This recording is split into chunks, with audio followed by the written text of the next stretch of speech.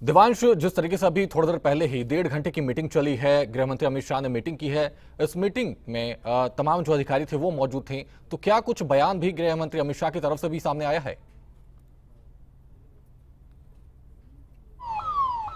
जी बिल्कुल, देखिए शिवम, सबसे पहले मैं आपको बताना चाहूँगा कि जिस तरीके से राजधानी दिल्ली में ये भयानक या भयावह विस्फोट हुआ है, उसके बाद केंद्रीय गृह मंत्री अमित शाह सबसे पहले तो मौके पर पहुंचे थे। ठीक उसी वक्त हम ग्राउंड जीरो से दर्शकों को दिखा रहे थे कि किस तरीके से गृह मंत्री अमित शाह मौके पर पहुंचे। न सिर्फ मौके पर पहुंचे बल्कि उन्होंने NIA या तमाम जितनी भी सुरक्षा एजेंसियां हैं या पुलिस के आला अधिकारी हैं उनसे जाँच पड़ताल करी, मौके का पूरा जायजा लिया और उसके बाद जो सारी जानकारी है वो प्रधानमंत्री नरेंद्र मोदी को दी। और उसी के बाद आज राजधानी दिल्ली में कल के विस्फोट के मद्देनजर एक हाई लेवल मीटिंग हुई जिसमें कई तमाम बड़े चेहरे शामिल थे, जिसमें से केंद्रीय गृह मंत्री अमित शाह स्वयं शामिल थे। और उसी के साथ साथ हम बात करें कि जम्मू कश्मीर की DGP भी उसमें वीडियो कॉन्फ्रेंसिंग के साथ जुड़े थे और तमाम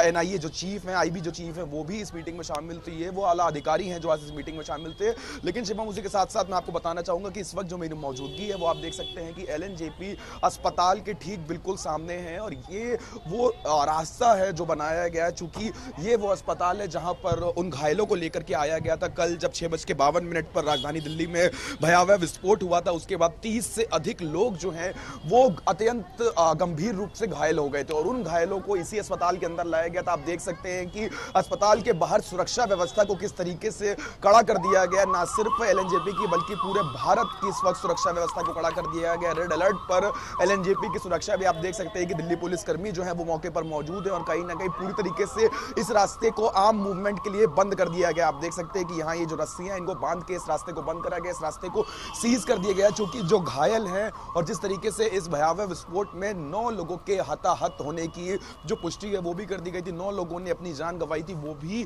जो उनका शरीर था वो भी इसी अस्पताल में लाया गया। और अब आप सामने साफ चल के देख सकते हैं कि ये वो LNJP अस्पताल है जहाँ पे वो घायल और उन मृतकों का शरीर लाया गया था जो कल दिल्ली विस्फोट में कहीं ना कहीं मारे गए। 6:52 पर यह विस्फोट हुआ था और उसके बाद मात्र 10 मिनट के अंदर जो NSG की पहली टुकड़ी थी वो मौके पर पहुंची और कहीं ना कहीं उससे कुछ देर बाद ही केंद्रीय गृह मंत्री अमित शाह मौके पर पहुंच चुके थे। चूंकि प्रधानमंत्री नरेंद्र मोदी पल पल का जो अपडेट है वो गृह मंत्री अमित शाह से ले रहे थे। आप देख सकते हैं कि इस वक्त जो हलचल है वो भी अस्पताल के अंदर काफी ज्यादा तेज है। और चूंकि ये जो रास्ता, ये जो गेट है, गेट नंबर 4 को पूरी तरीके से उन लोगों के लिए छोड़ा गया है जो कि दिल्ली विस्फोट में कहीं ना कहीं अत्यंत गंभीर रूप से घायल हुए हैं या जिन लोगों ने अपनी जान गंवाई है इस धमाके में। लेकिन अब ये देखने वाली चीज होगी शिवम कि आखिर और कितना वक्त लगेगा पता करने में कि आखिर वो कौन सा कारण था जिसके चलते राजधानी दिल्ली में ये जो भीषण धमाका है ये हुआ। और आप देख सकते हैं कि दिल्ली पुलिस की जो गाड़ियां हैं वो भी यहां से निकल रही हैं, जो मूवमेंट है वो कहीं ना कहीं काफी ज्यादा तेज है। और आप देख सकते हैं कि दिल्ली पुलिस की जो गाड़ियां, दिल्ली पुलिस के जो आला अधिकारी हैं वो कहीं ना कहीं बराबर उनका जो मूवमेंट है वो LNJP अस्पताल में लगा हुआ है। चूंकि जो अत्यंत गंभीर रूप से घायल लोग यहाँ पर भर्ती कराए गए हैं उनके जो बयान है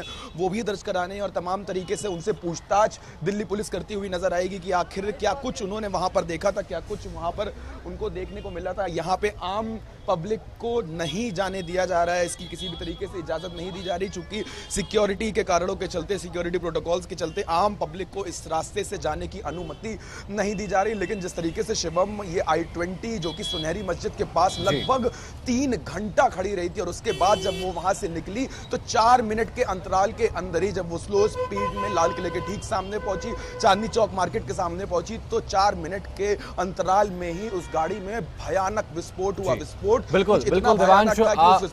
दिवांश और विनय, आप दोनों बने रहिए हमारे साथ।